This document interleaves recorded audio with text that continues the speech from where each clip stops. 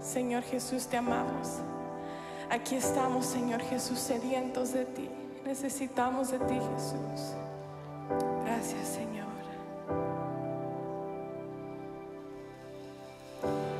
No puedo volver al pasado ni controlar lo que pueda venir, pero aquí en el presente es donde tú me prometes estar. Gracias, Señor. No puedo más si tú no estás. Ven y encuéntrame otra vez, pues todo en mí te anhela a ti. Ven y encuéntrame otra vez. Oh, te necesito, Padre. Te anhelo, Jesús. Mientras camine por el valle, tu amor apaga todo temor. Y como el sol da forma a la sombra, tu gloria brilla en mi debilidad.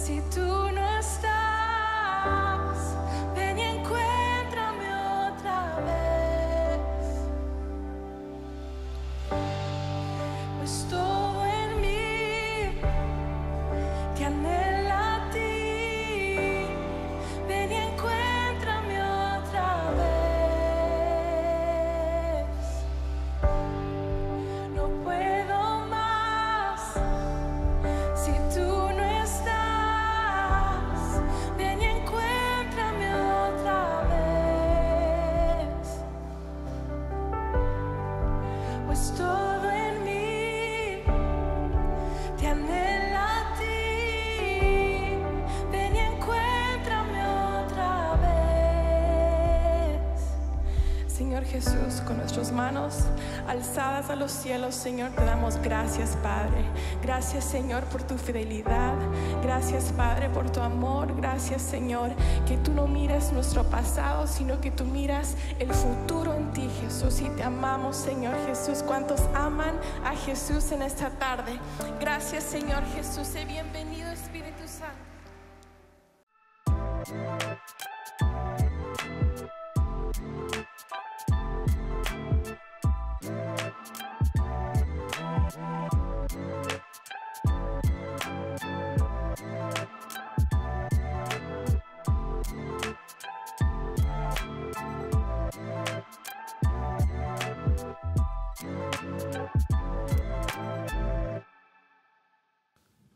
Hola, ¿cómo están? Bienvenidos a Lake Point en español. Hoy estamos continuando la serie de 7 palabras que pueden transformar tu vida. Y como ven, hoy tenemos un invitado especial desde España. Démosle un fuerte aplauso.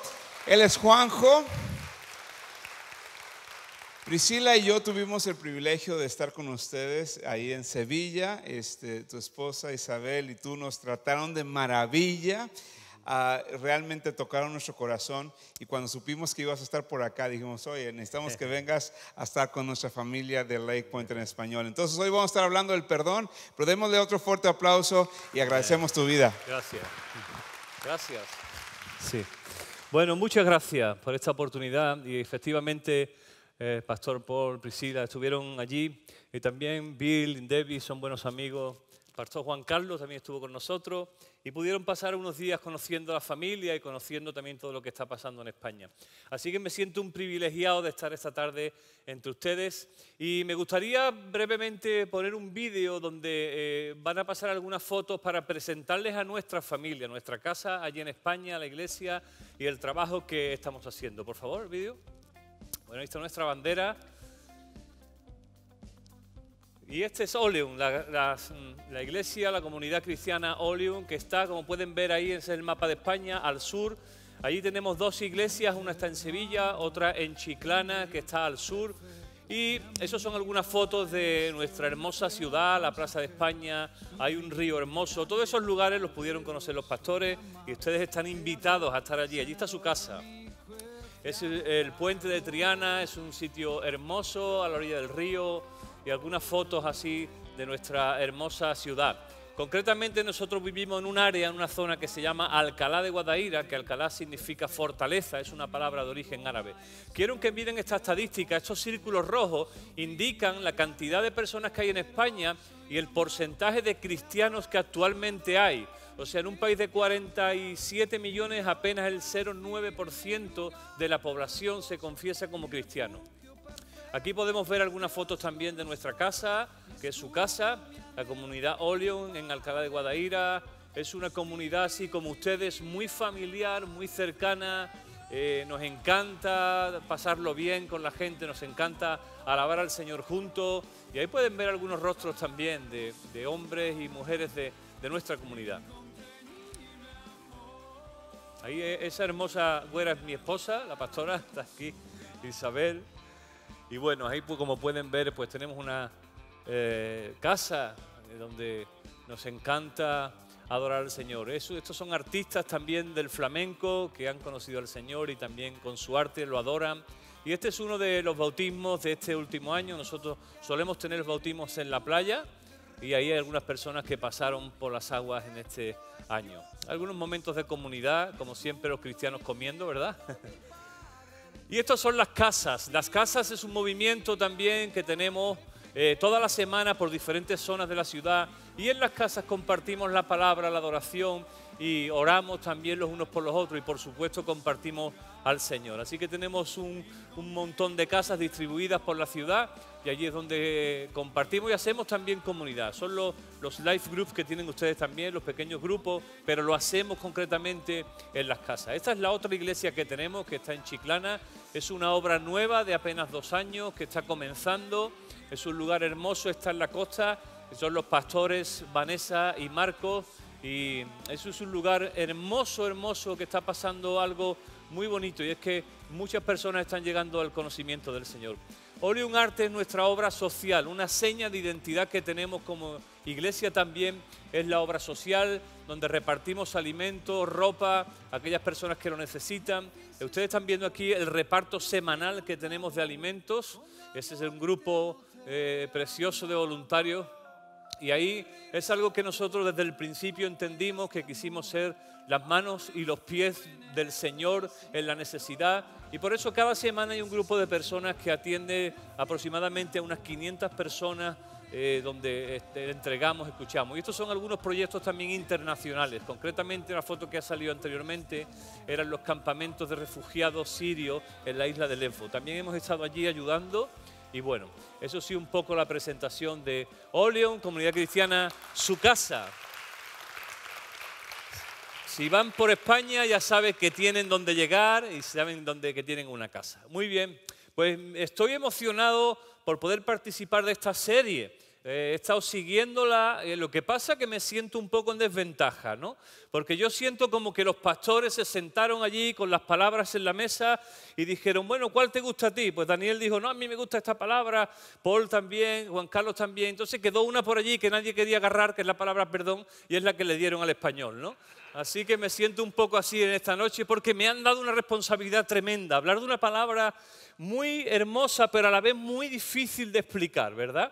Porque tiene un peso muy fuerte. ¿Cuántos saben que hay poder en las palabras? Las palabras que nosotros decimos con nuestra boca tienen el poder de construir o incluso destruir. ¿Es cierto? Tienen el poder de levantar a personas o de hundir a personas. Fíjense si la palabra tiene poder, que usted y yo llegamos al Señor a través de ¿qué? De la palabra.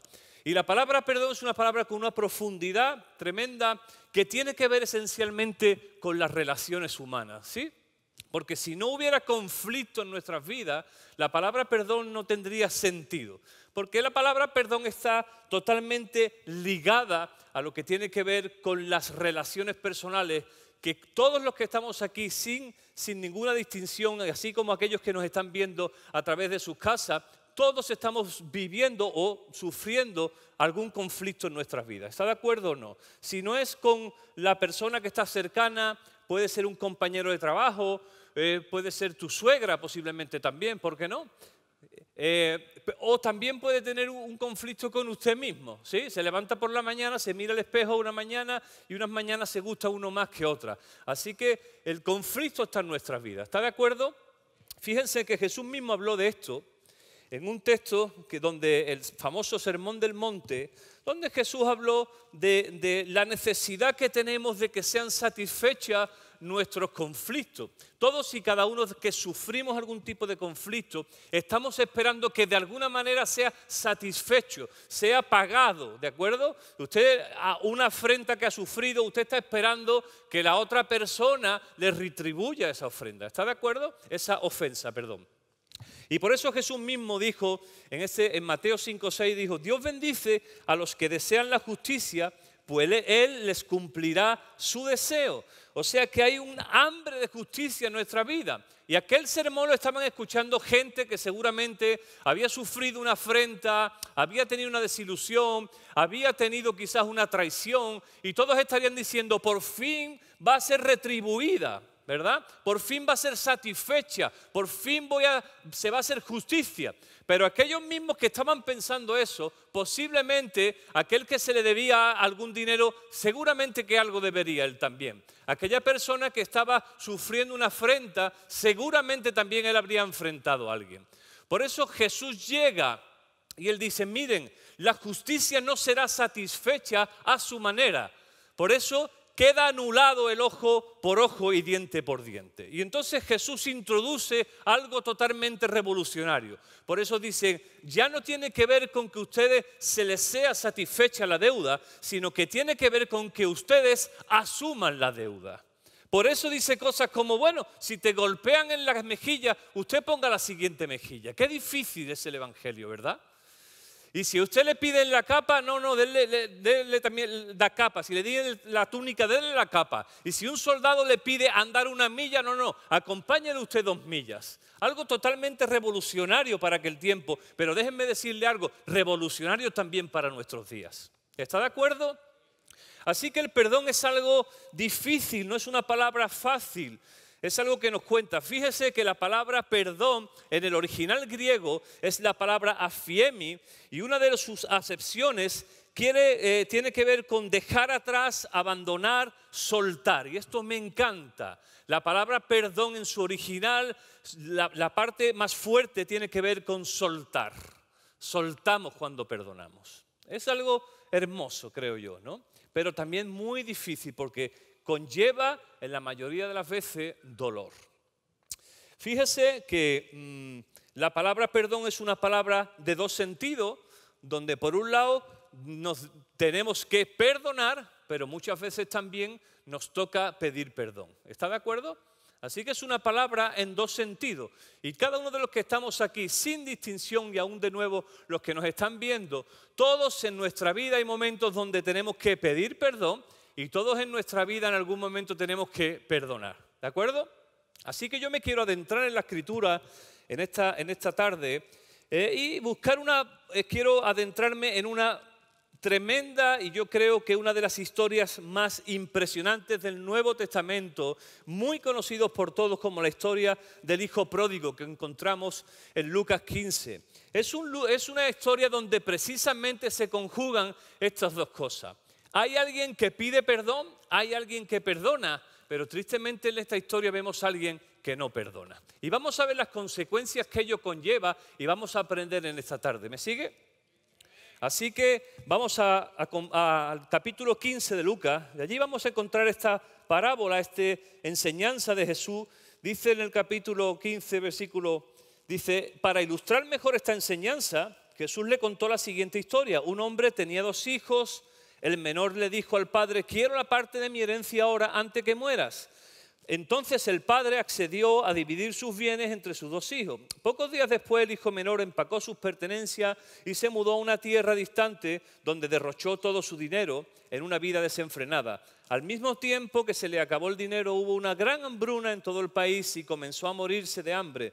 Convenció a un agricultor local que le contratara y el hombre lo envió al campo para que diera de comer a sus cerdos. El hombre llegó a tener tanta hambre que hasta las algarrobas que alimentaba a los cerdos le parecían buenas para comer.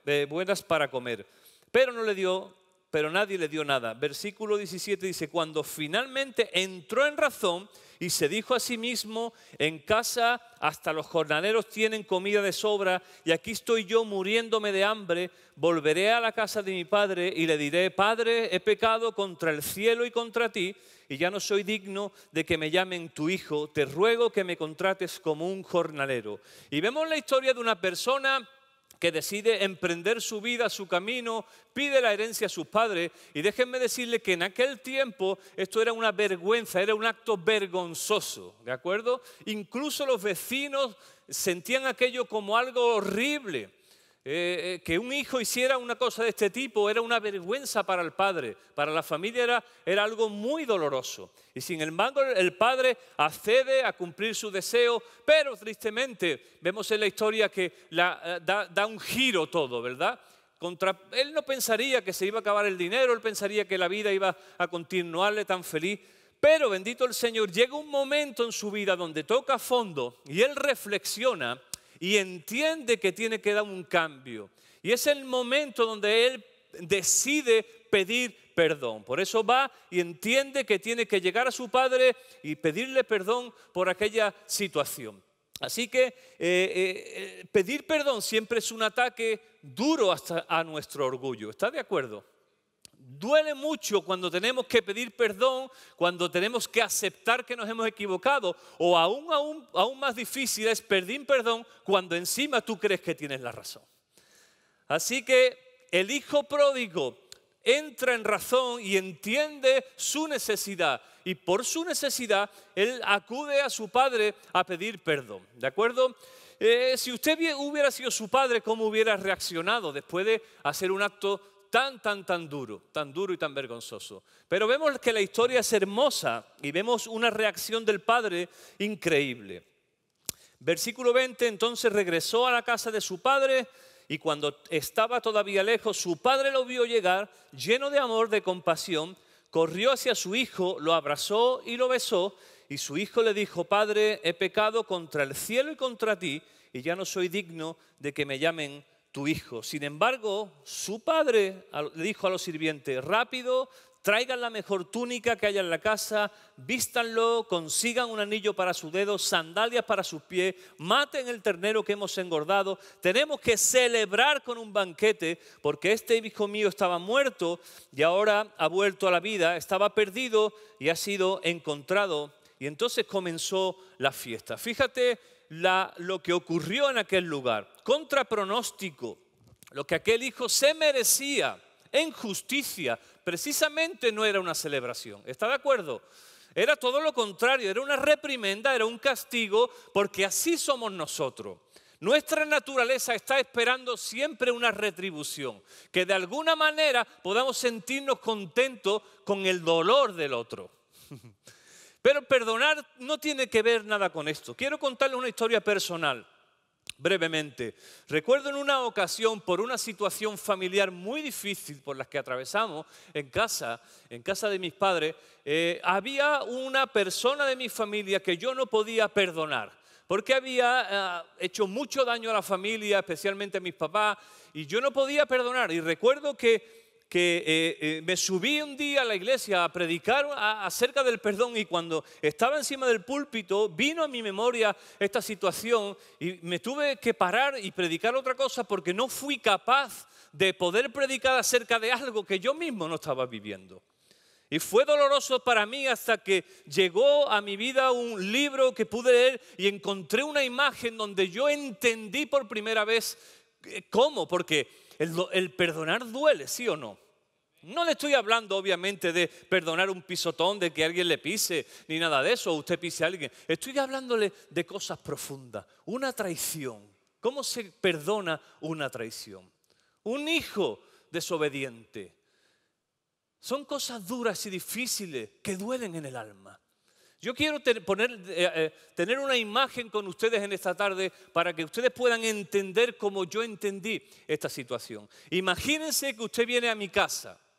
Usted viene a mi casa y yo tengo mi jarrón, que es de la dinastía Ming, y resulta que me la regaló mi abuelo y yo tengo un cariño especial en ese jarrón. Es un jarrón caro, especial para mí. Y usted llega y usted en su afectividad viene, me abraza, le da el jarrón y me lo destroza. Usted me destroza mi jarrón y queda poco menos que así el jarrón. Coge mi jarrón, que yo tenía tanto cariño por él, y usted me destroza el jarrón. Entonces aquí hay tres supuestos. Hay tres circunstancias que se pueden dar a partir de esto. Número uno, el jarrón se queda roto y no se repone. Cosa que no es posible, porque a mí me encantaba mi jarrón en el rincón donde estaba. Y a mí me gustaría volver a tener el jarrón ahí. Hay un segundo supuesto, que es el que seguramente cada uno de nosotros diríamos, que es que el que ha roto lo paga. ¿Sí? En España decimos: el que rompe paga. Ese es el supuesto más lógico, más racional, ¿verdad? Usted ha venido a mi casa, me ha roto mi jarrón, usted me tiene que pagar el jarrón. Pero hay un tercer supuesto, que es el más complicado de entender en nuestro raciocinio, y es que el jarrón lo pago yo. Soy yo el que pone el dinero y al que le cuesta. El perdón es algo así. El perdón tiene que ver con que usted me ha hecho daño a mí, y lo normal en justicia es que usted, y yo estoy esperando eso, usted sufra el mismo daño que yo. Pero cuando yo decido, escuche, decido perdonar, lo que estoy haciendo yo es asumir ese dolor. Yo lo estoy pagando. Por eso, escúcheme, el perdonar duele tanto. Porque usted está asumiendo el dolor que la otra persona debería tener. Y cuando usted perdona, usted está aceptando ese dolor. Pero déjeme decirle que hay algo maravilloso en esto. Es que usted siente la libertad cuando perdona. Y así mismo usted libera al que es perdonado. Hay una libertad, hay algo espiritual que ocurre con el perdón. Por eso, déjeme decirle que el perdón no es de ninguna manera un sentimiento, es una decisión. También encontramos al personaje del hermano mayor, acuérdese, que no decidió perdonar. ¿Y qué vemos en la Escritura? usted lo puede leer, vemos que en su interior hay una amargura. Hay un dolor interno por ver aquella injusticia y ver a un padre que perdona.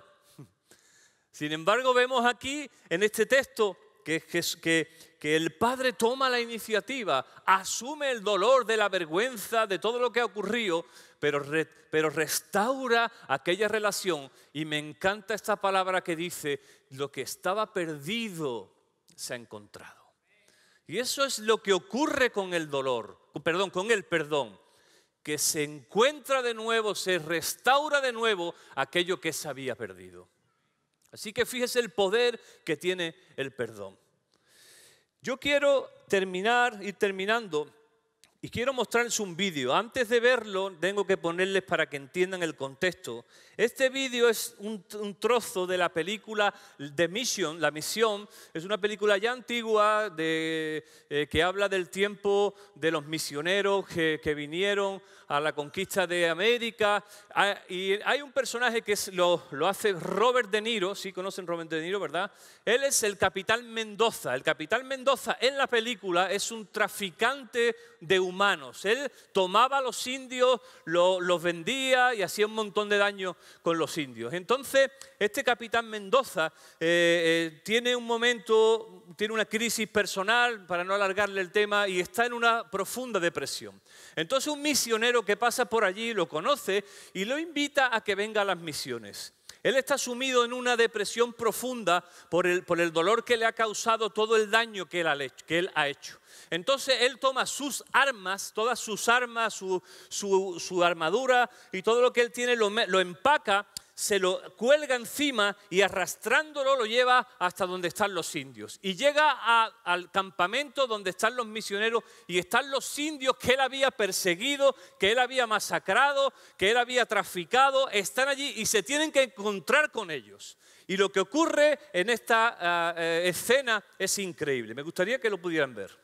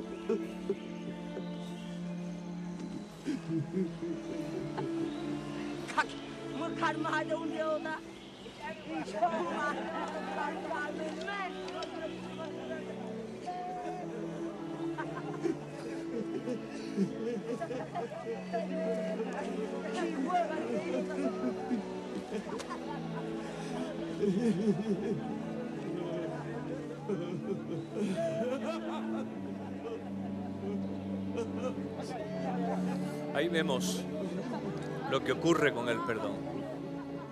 Hay una libertad que ocurre. Podemos apagar el vídeo ya si queréis. ¿Han entendido la escena?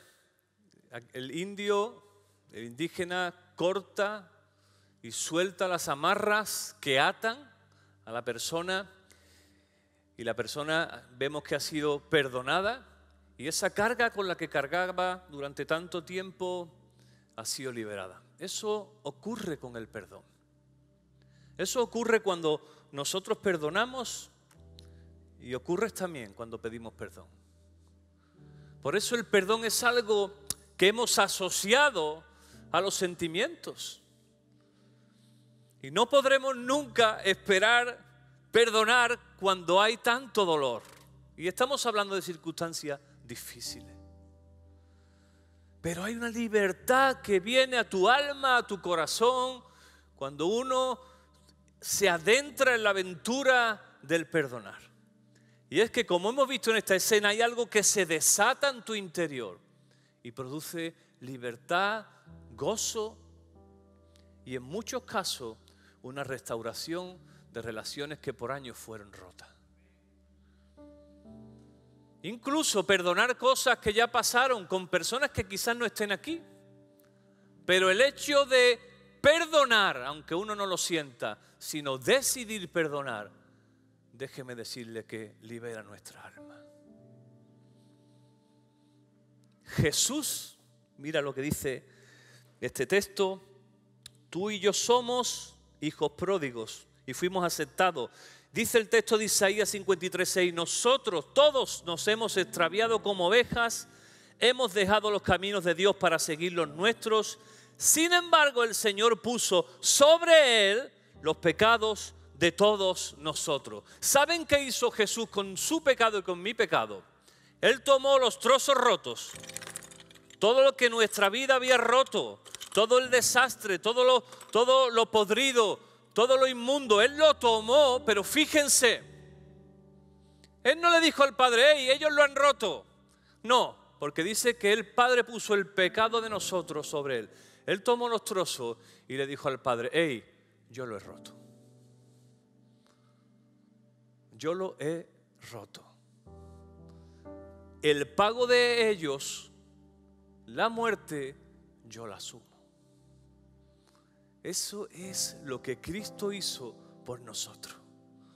Él no solamente dijo, bueno, yo voy a intentar hacer. No, Él dijo, yo lo he roto. Y nos perdonó. Te perdonó. Y nosotros muchas veces estamos intentando luchar, intentando que nuestras deudas sean retribuidas. Sin embargo, Jesús ya te perdonó. Nos perdonó. Y eso es lo que el creyente debe de vivir en su día a día, haciendo memoria en todo momento de que el precio de nuestra agresión a Dios, ya Cristo lo pagó. Con dolor. No fue fácil para Jesús pagar el dolor. Le costó no solamente el dolor físico, sino más fuerte que todo eso, le costó estar separado por primera vez en su historia del Padre. Acuérdate que Él miró y dijo, Padre, ¿por qué me has abandonado? Así que Él asumió el dolor que a nosotros nos correspondía. Si usted me está viendo en este lugar, es por primera vez que viene, o me está viendo en la casa, en su casa, déjeme decirle que Dios ya le perdonó. No hay absolutamente nada que usted haya hecho que Jesús ya no haya pagado por ello. Solamente lo que uno tiene que hacer es pedir perdón y decirle, perdóname. Simplemente reconocer eso, que Él ya te perdonó. Y a partir de ahí comienza algo nuevo y hermoso. Y es que, como en la película que hemos visto, algo se quiebra en nuestro interior y nuestras cargas son eliminadas. La culpa, la vergüenza, todo lo que acarrea hacer las cosas mal, con el perdón, aceptando y pidiendo el perdón a Jesús, todo eso se libera en nuestras almas. Por eso, cuando nos acercamos a la cruz, para pedir perdón, algo hermoso ocurre. Y le animo. Quiero hacer una oración para terminar. ¿Ustedes me pueden acompañar? Padre, gracias porque tú pagaste el precio de mi redención. Lo que yo tenía que pagar, Señor, lo pagaste tú. Y te doy gracias, Señor. Te pido que nos des fuerza, Padre, para entender claramente qué significa vivir perdonando, vivir pidiendo perdón. Danos la fortaleza, Señor, para poder perdonar. Necesitamos mirar a la cruz cada día, Señor, y ver tu cuerpo roto, tu sangre vertida por nosotros, para que para nosotros sea un punto de referencia y poder entender con profundidad lo que tú hiciste por nosotros. Padre, gracias por este hermoso momento. Yo pido, Espíritu Santo, que tú en este día nos revele aquellas cuestiones, aquellas situaciones, aquellas relaciones con las que estamos rotos y traigas a nuestra vida la fortaleza para poder perdonar o pedir perdón según sea el caso. Gracias, papá. Gracias, Dios, por todo lo que hiciste por nosotros. En el nombre de Jesús. Amén. Gracias por esta oportunidad. El Señor les bendiga mucho.